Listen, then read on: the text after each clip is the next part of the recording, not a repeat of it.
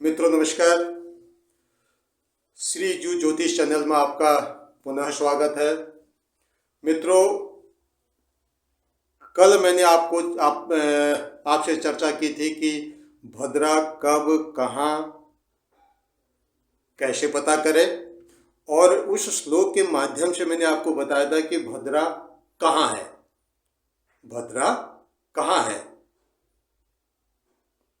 सूत्र दिया था आपको कि स्वर्गे भद्रा शुभं कुर्यात् पाताले च धनावगम मृत्युलोके गता भद्रां सर्वकार्य विनश्यति, कि भद्रा कैसे पता करें और भद्रा कब कहाँ कैसा फल देती है। ये कल मैंने आपको वीडियो में बताया था, और आज उसी भद्रा के विषय में आज उसका दूसरा भाग आपके सामने पेश कर रहा हूँ, प्रस्तुत कर रहा हूँ आपके सामने बोर्ड के माध्यम से आपको समझाने का प्रयास कर रहा हूँ। मित्रों, मेरी एक कोशिश है कि मैं जो भी वीडियो में बताने की कोशिश करूँ, और जो भी मेरा फॉलोअर है, जो भी इस वीडियो को देख रहा है, मेरी अपनी एक व्यक्तिगत कोशिश रहती है कि वह इस हर चीज़ को भली भांति समझे, अच्छी तरह से समझ करके अपने जीवन में उसको उतारे। वीडियो बनाने का तभी फायदा है जब सुनने वाला व्यक्ति उस चीज़ के बारे में अच्छी तरह मनन कर ले और समझ जाए, और आगे अपने बच्चों को भी उसके बारे में बताए। ये सीख के विषय है। तो मित्रों, मेरी अपनी एक व्यक्तिगत कोशिश ये है कि हर चीज़ को, जो भी मैं विषय छोटा बड़ा जैसा भी रख रहा हूँ, उस विषय पर मेरा अपना एक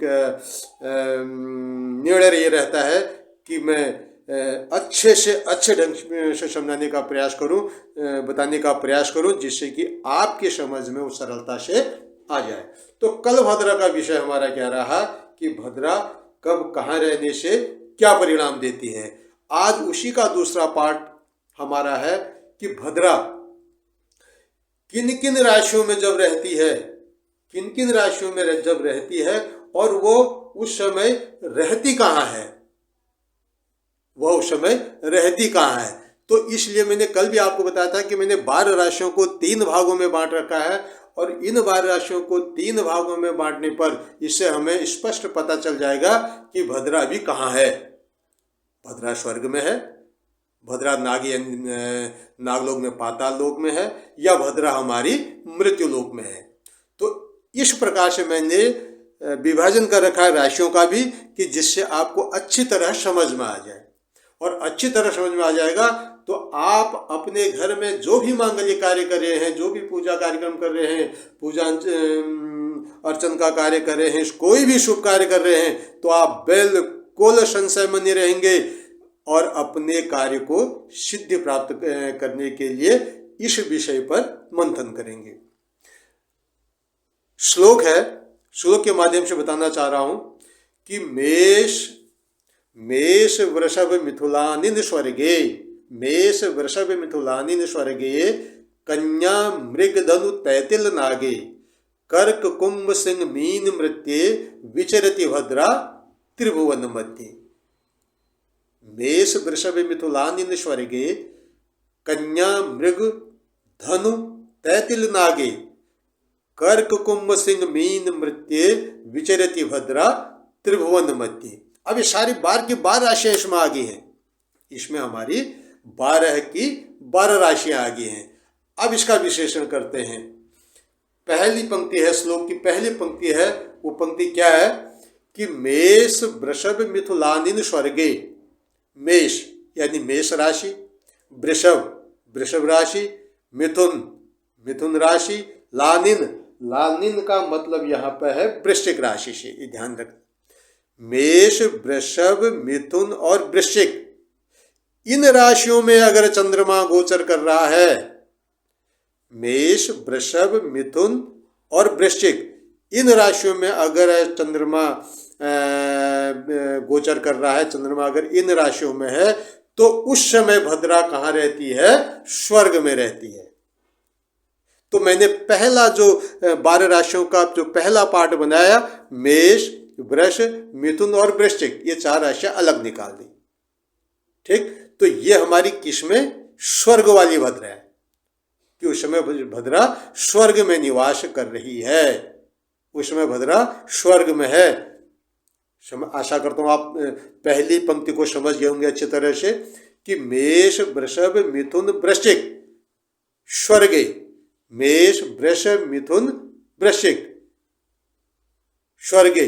दूसरा पार्ट, दूसरा क्या, दूसरी पंक्ति क्या कह रही है? कि कन्या मृगधनु तैतिल नागे, कन्या मृगधनु तैतिल नागे, कन्या कन्या राशि, मृग मृग का मतलब यहां मकर राशि हो गया, धनु धनु राशि, तैतिल तैतिल का मतलब तुला राशि हो गया।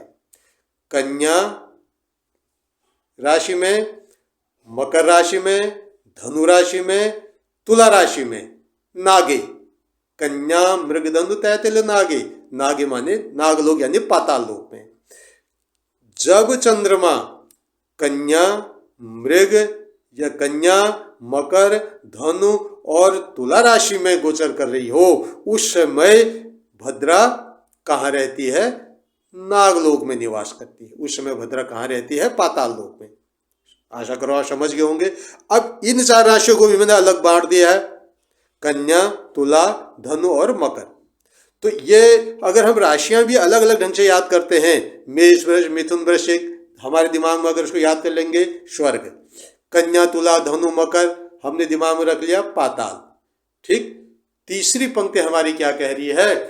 कर्क कुंभ सिंह मीन मृत्य, कर्क कुंभ सिंह मीन मृत्य, यानी जब चंद्रमा कर्क राशि में, कुंभ राशि में, सिंह राशि में और मीन राशि में गोचर कर रही है, तो उस समय भद्रा कहाँ रहती है? मृत्युलोक में।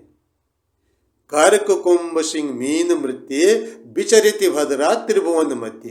तो इस प्रकार से तीनों लोकों में भद्रा विचरण करती है।